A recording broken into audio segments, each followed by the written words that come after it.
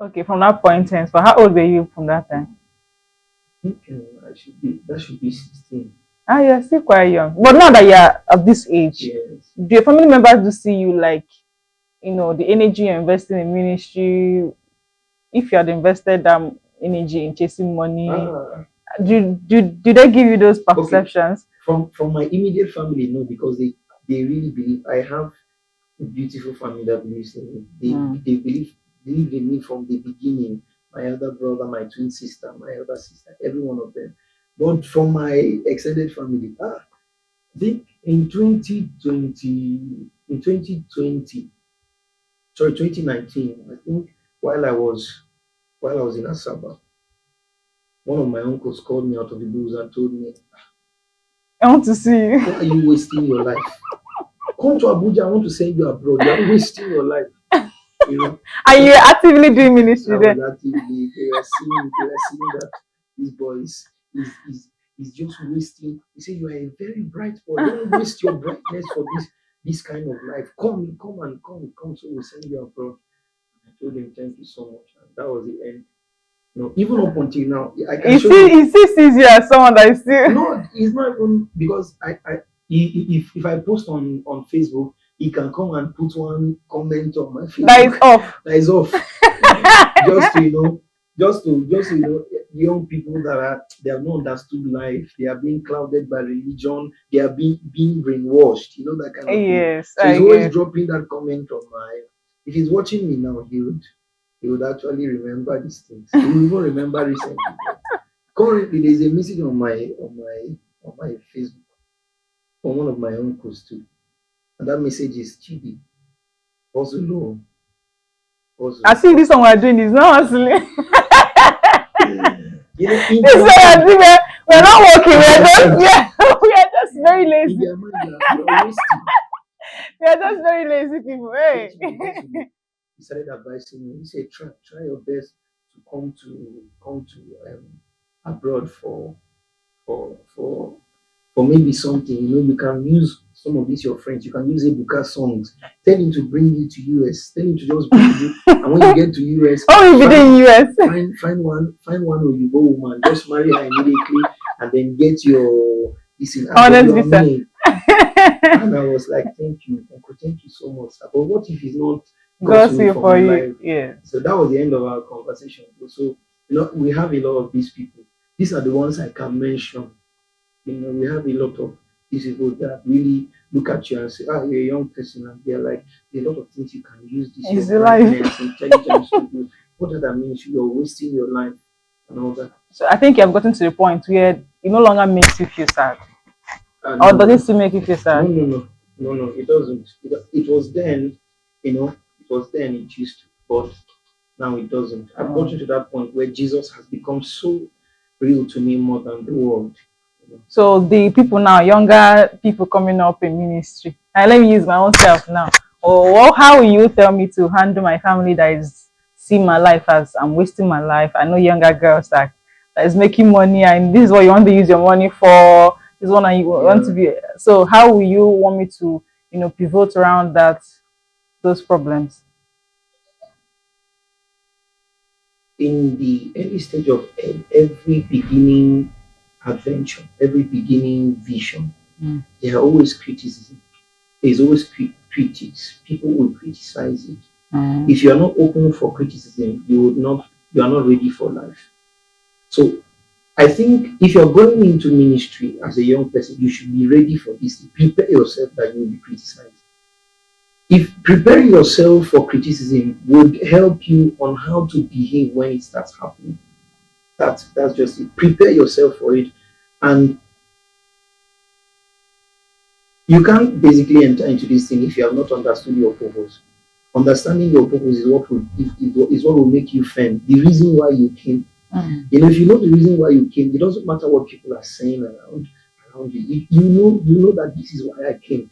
This is my purpose. So consistently, you just keep at it. Listen, it's very discouraging at the beginning stage. The reason is because there are not a lot of encouragement. There are not many Yes, encouragement. yes. Maybe even financially, maybe even Family family wise, wise. Sincerely, it's very very tough. corrosive out there. It's not Mm. really easy young people starting any vision. But the thing is, there's consistency. It might not make sense to a lot of people at the beginning stage, but the more consistent you become, the more people begin to everybody doesn't need to understand your vision in the beginning. That's just it. If you understand your vision and God understands that vision, then you should. In consistency, it will get to a point where they will all have to understand what you're doing. But if you're waiting for them to understand them, you wait for a very long time. Many people stopped because people did not understand them. But people don't need to understand you. What they just need to see is to see that you are actively doing that thing that you came to do. So that's it. So, as a young guy into ministry, have you really encountered people say you're arrogant Yes, or yes, your yes, charisma is exhibiting this arrogant fragrance? yes, yes, yes. So, how do you display ambition without without seeming arrogant? Or if people really interpret you as being arrogant, how can you really manage that? You cannot manage it. Okay, they can think whatever they want to think. But the reason why you cannot manage it is because when somebody is bold about what he does, to people who don't understand vision and who don't understand purpose, they will think it's arrogance. When somebody is firm about his purpose and is working towards it with reckless abandon, a lot of people mistake it as arrogance, but at the early stage, people will just begin to think about it like that. Why is he bold when he's talking about? I've had people say, when he's talking, why is he talking as though he has not committed a single sin and all that? Why is he preaching like this? Has he seen anything? He's just young. He has not seen temptation. He has not seen temptation. He has not seen these things. But you don't need to actually, you know, stay in this earth for too long for you to understand the reason why you came. And if righteousness and preaching righteousness is the reason why you came, then you don't need to be bold about preaching it at old age. If you don't start now, you can never be bold about it later. So many times people mistake, being firm about what you do. At a point, it affected me. Wow. So one of the times I decided to pause ministry, to pause the things I was doing, because I had a lot of people saying, he's being faster in his shadow, he's not this, he's not that, he's not enough yet, and all that. So I just started saying, could this be true? And all that. So at the point I even asked God one of the times, I said, God, please, this visibility you are giving me, please reduce it. Let me stop. I'm tired. I'm tired. God answered the prayer. So for a while, a lot of things just shut down for me, you know. But I saw I had contact with some ministers. When I looked at them and I looked at the things they were doing, I think in one of those messages, I think Apostle Edu was preaching, and he was talking about why will I stop? He was making emphasis on the fact that, wait, you want me to stop because of what somebody is saying about you. He said, me, stop. So when he said that thing, I now discovered that it was not God that stopped me. It was what people said. So I now asked myself a question. I said, if I die, I'm get to heaven. And God is telling me, why didn't you achieve why you came? I'll tell God that I started to, but people, because of what somebody said, I didn't want to offend some people. That's why I decided. I mean, you want to please everybody. Like, I know how to tap myself and say, Chidi, wake up. Wake up, wake up. There is no excuse. People, in achieving destiny, people will be offended. But the major thing is, are you pleasing God? That's the major thing. So there's not really a particular way you can display yourself not to be arrogant. There's no really. Okay, now there is also something. Let me put a balance to it. There is also a way, that you will behave because of maybe something that you are not aware of, maybe as a result of pride and some other things. And people will see you as arrogant. There are some people that you will see as arrogant, and truly they are arrogant. So I'm not saying this to endorse any bad character. If 10 people are complaining about a particular Thank bad character that you have, it can also be a sign that maybe you should look towards you. it and see if there can be a change. You understand?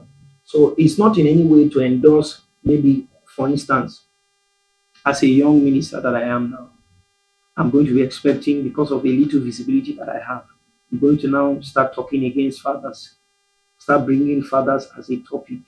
Or maybe if I'm coming here, I will want people to carry my Bible, people to kneel down, I would stand, I want to preach or prophesy to elders. I would tell them to kneel down, people who are older than me and all those things. Even when they kneel down, it is courtesy demands, honor demands that you tell them to stand up, because anointing does not bring you to a point where you don't understand people who are ahead of you in age and all that. So this is not in any way to endorse arrogance, arrogance in the quote of real arrogance. Yes, but when people are misquoting or mistaking your being firm and being focused on what you are doing as arrogance, that's the point where you have to discard it and keep doing what you're doing. Because not everybody would understand. But it's not in any way to endorse any bad character or any any statements of pride, or coming to a place where you're telling yourself that I am one of the most influential. You can be influential as a person, but you beginning to say it can be a sign of pride. Let people say it for you. Okay, There are some like things you don't you know, need to I just came out from a meeting with Apostle Osai, and he gave gave I was with Joshua Selman the other day. those things are not really important. They are not. It's just a show.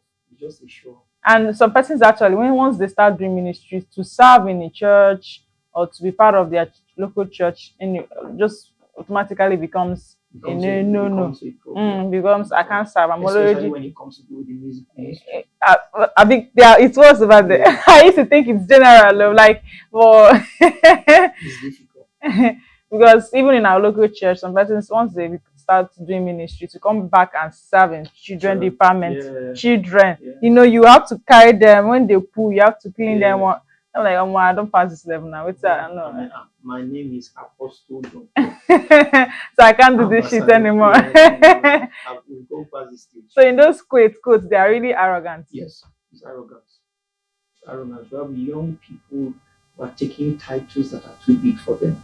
Might be wrong. So what's the need for those titles? Yes, do you know that they are at a point? One of the days I had an issue, and this thing is general. A lot of ministers can relate to it. Do you know that sitting position in a program can be a problem for ministers? Once they don't sit at that particular, they don't want to minister anymore. Why? Do you know that a minister can go home with depression because he was not given a seat in front? Why? Why? There is no why. It's the lust of the soul. It's the desire for title recognition. If I discovered that about myself once at a time, because the thing basically sometimes the thing is because maybe you've had an experience of always sitting in front, and one day for some reason your seat is changed. You will feel it. That's when you truly know if you can really worship God the way you worship God behind, if the way you worship God in front when you are sitting behind. You understand? But when you find yourself in that kind of situation, one of the things that you need to do is you need to begin to now see that God is revealing a tendency in your heart. Yeah. So I cannot sit at the back again. This is why I talk to myself. So I cannot sit at the back again. So I cannot sit at the back. Well, actually, being in ministry and also being humble is very attractive. Yeah.